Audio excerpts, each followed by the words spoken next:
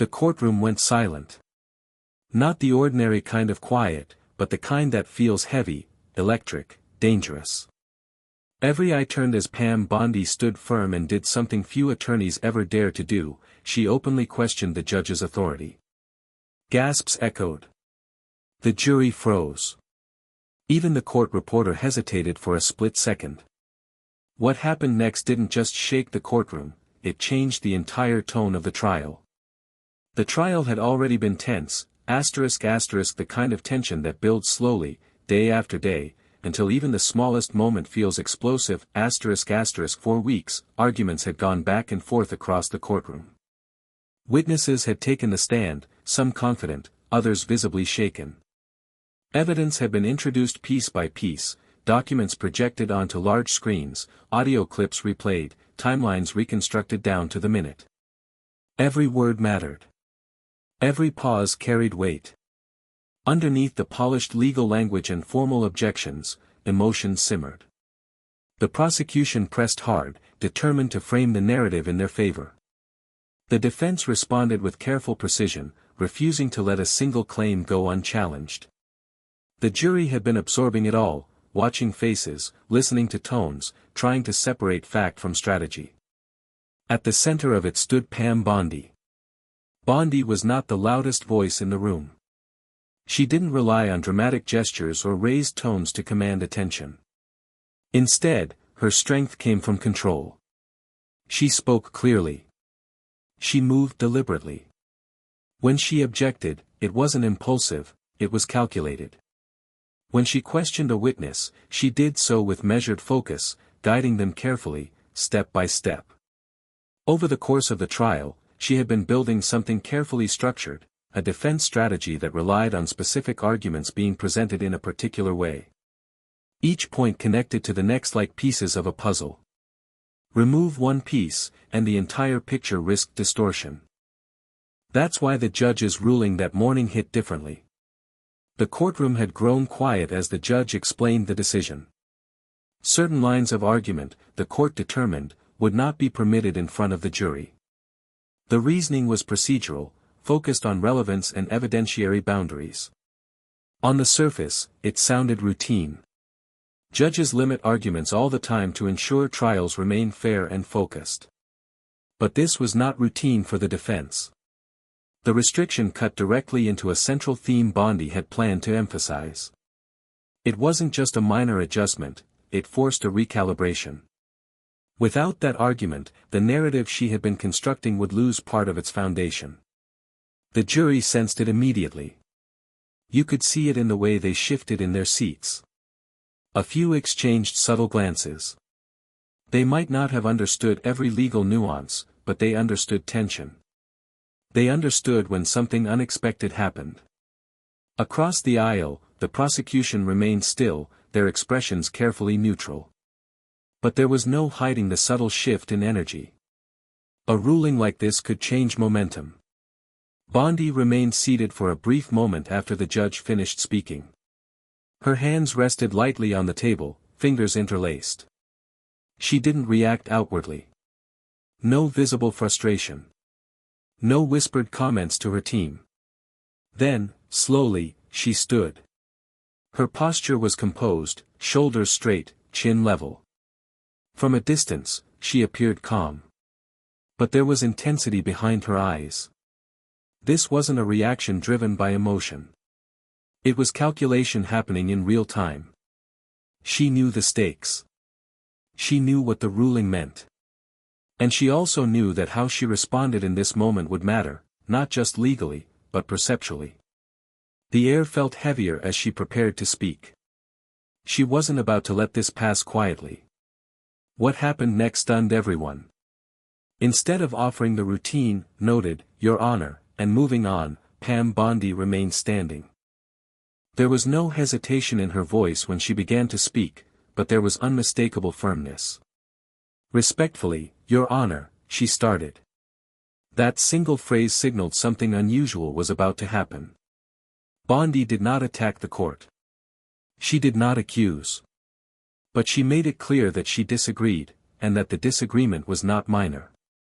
She explained that the ruling, while framed as a procedural limitation, had deeper consequences. According to her argument, the restriction risked limiting her client's ability to present a full and fair defense. In clear, measured language, she suggested that the court's decision crossed from managing courtroom procedure into potentially restricting constitutional protections. In simpler terms, she was implying the court may have overstepped its authority. The effect was immediate. The quiet in the room shifted. It wasn't just silence anymore, it was tension. A low, almost imperceptible wave of surprise moved through the gallery. One juror's eyebrows lifted slightly. Another leaned forward. Even the court reporter seemed to pause for half a second before continuing to type. Questioning a judge's authority is not something attorneys do casually. Courtrooms operate on hierarchy. Judges maintain order. They rule on objections. They decide what evidence the jury hears. Challenging that authority, especially in open court, can carry risks. It can irritate the bench. It can shift dynamics. It can backfire. The judge's expression tightened, just slightly. Not dramatic. Not explosive. But controlled. Before Bondi could finish her point, the prosecution was already on its feet. Objection, Your Honor. Counsel is being improper. The words cut sharply across the room. But Bondi did not flinch. She didn't raise her voice to compete. She didn't turn toward the prosecution with visible frustration. She kept her focus exactly where it belonged, on the bench. Her tone remained steady. She clarified that her purpose was not to challenge the dignity of the court but to ensure that her client's rights were protected. She referenced prior case law, decisions from higher courts that emphasized the importance of allowing defense counsel reasonable latitude when constitutional issues are at stake. This was not emotion speaking. It was strategy. She carefully used legal language that signaled something important: she was preserving the issue for the record. In trial practice, that phrase carries weight. If a case is ever appealed, appellate judges review transcripts to determine whether objections were properly raised at the time. If an attorney fails to clearly object or articulate the basis for disagreement, that argument can be considered waived later. Bondi knew this. By respectfully articulating her position, she ensured that the transcript would reflect her objection clearly and thoroughly. It was a calculated move designed not just for the present moment, but for any potential future review. The courtroom could feel the gravity of it. This wasn't about theatrics. It wasn't about defiance. It was about positioning, legally and strategically. And the jury was watching closely. They may not have understood every legal citation she referenced, but they understood confidence. They understood conviction. They could see that this was a lawyer willing to stand firm when she believed a line had been crossed. In that moment, the atmosphere shifted from routine trial procedure to something far more intense. The balance of power in the room had been tested. And everyone knew it. The judge leaned forward.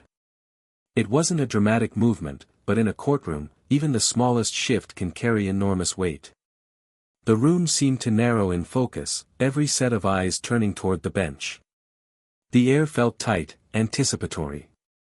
In a controlled but unmistakably firm tone, the court addressed Pam Bondi directly. The judge reminded her that rulings are not invitations for extended debate in front of the jury. Courtroom procedure, the judge explained, exists for a reason. The authority of the bench must be respected to maintain order, fairness, and clarity in the proceedings. The words weren't shouted. They didn't need to be. The message was clear: the structure of the courtroom could not dissolve into open argument. For a brief second, it seemed as though the moment might end there, with a quiet but firm shutdown. The prosecution sat straighter, as if expecting the court to draw a hard line. A few jurors blinked, waiting for the next move. But here's what made this moment explosive. The judge did not immediately silence Bondi or issue a reprimand.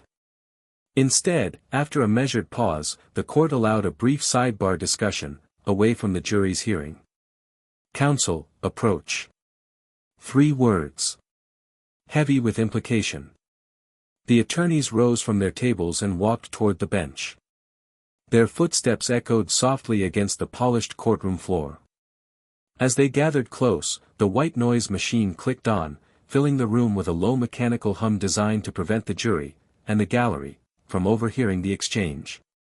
From their seats, the jurors watched closely. They couldn't hear the words, but they could see body language.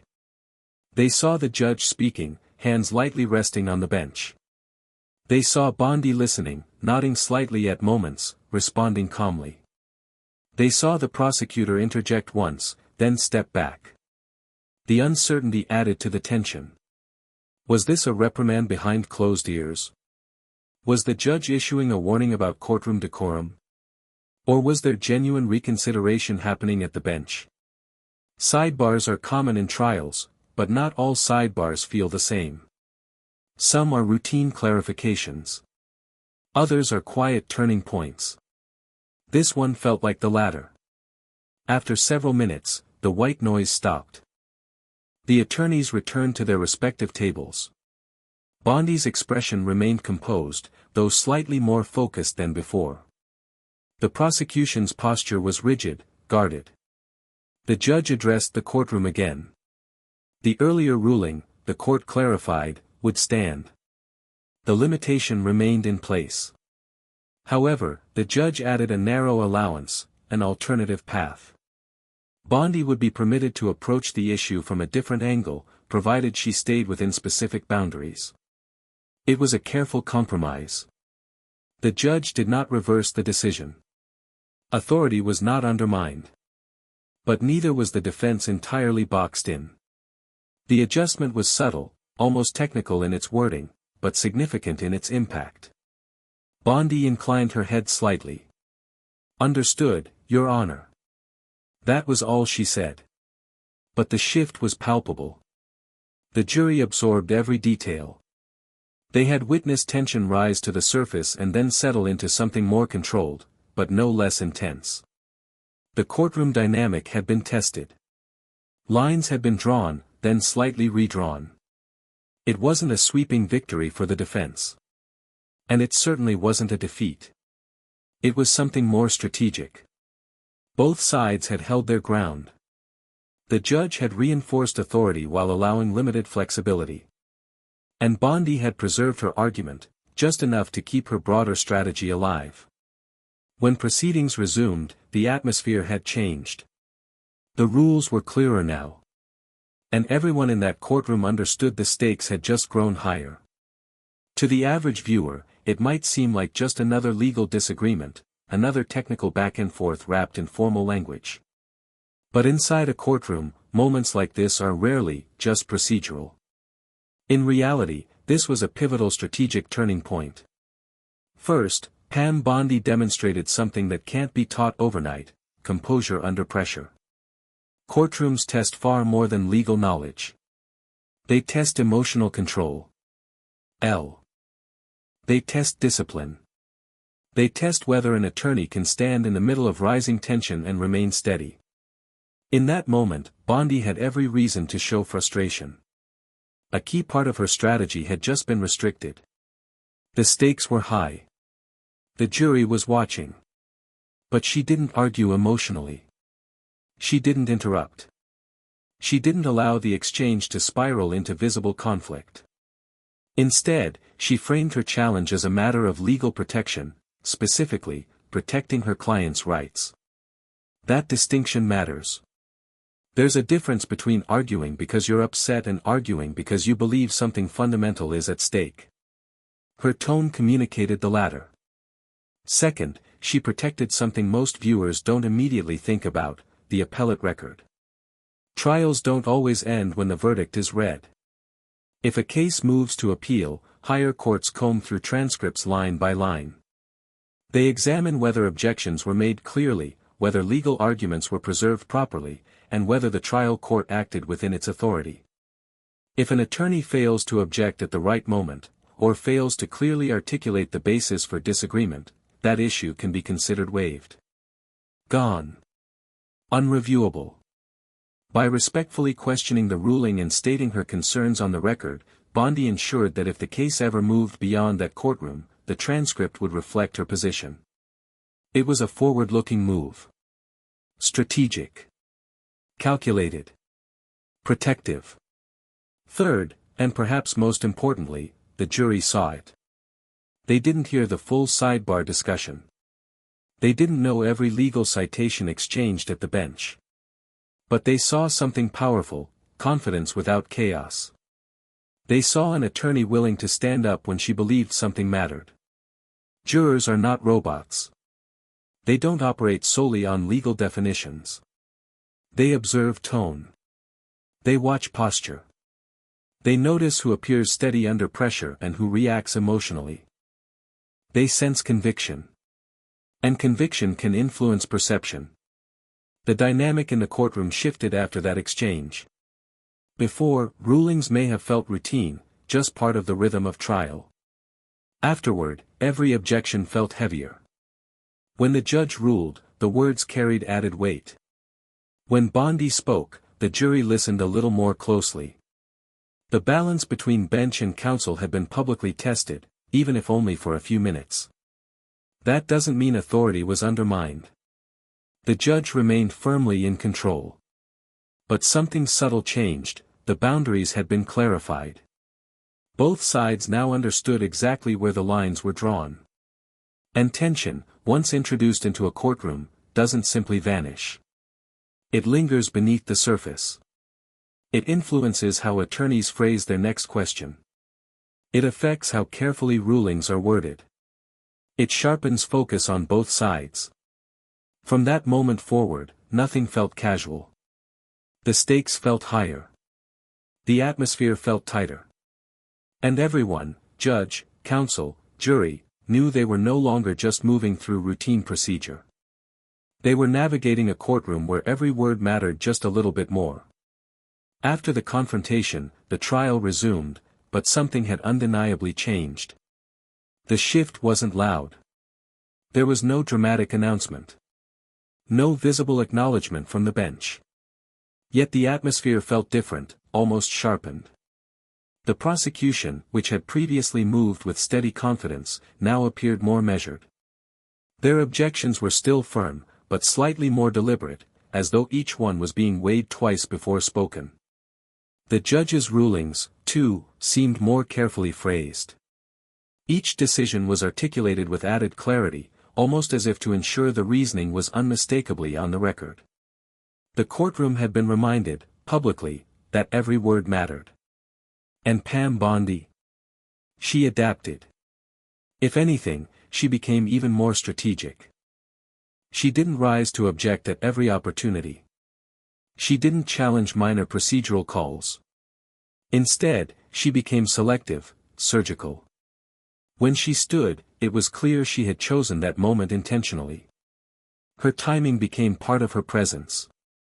The earlier exchange had drawn a boundary line, and now she operated precisely along it. She had made her position clear: she would defend her client's rights firmly, but always within the framework of courtroom decorum. That balance is difficult to maintain. Push too hard, and you risk alienating the bench. Stay too quiet, and you risk appearing passive. Bondi walked the line carefully, and the jury could see it. Legal analysts watching the proceedings later described the moment as a calculated risk. Some believed it strengthened her standing in the courtroom. To them, it showed fearless advocacy, a lawyer unafraid to stand up when constitutional concerns were at stake. Others suggested it flirted with unnecessary confrontation, arguing that challenging judicial authority can sometimes carry unintended consequences. But regardless of interpretation, one thing was undeniable: it energized the courtroom. Trials are not just contests of evidence. They are contests of perception, credibility, and control. Every participant, judge, attorneys, jury, plays a role in shaping the atmosphere. And when an attorney respectfully questions the limits of judicial authority, it sends a powerful signal. It says, "I am confident enough to stand my ground." Confidence, when displayed calmly and strategically, can subtly influence how arguments are received. Jurors may not consciously think about it, but they observe who appears steady, who appears prepared, and who appears fully committed to their position. As the trial moved closer to closing arguments, the memory of that exchange lingered in the background. It became part of the story unfolding inside that courtroom. The jury had witnessed tension rise sharply, and they had watched how each side handled it. The prosecution had defended the ruling. The judge had reinforced authority while allowing limited flexibility. Bondi had stood firm without losing composure. Those impressions matter. By the time closing arguments approached, the trial wasn't just about evidence anymore. It was about narrative. About which side appeared more credible. About who seemed more confident under pressure. About whose version of events felt more consistent and controlled. In the end, moments like these don't just shape rulings. They shape how the entire case is remembered. And in a courtroom, narrative can be everything. If you found this breakdown compelling and want more inside stories from high-stakes courtroom battles, make sure you like this video, share it with others who follow legal drama, and subscribe to the channel so you never miss the next explosive moment.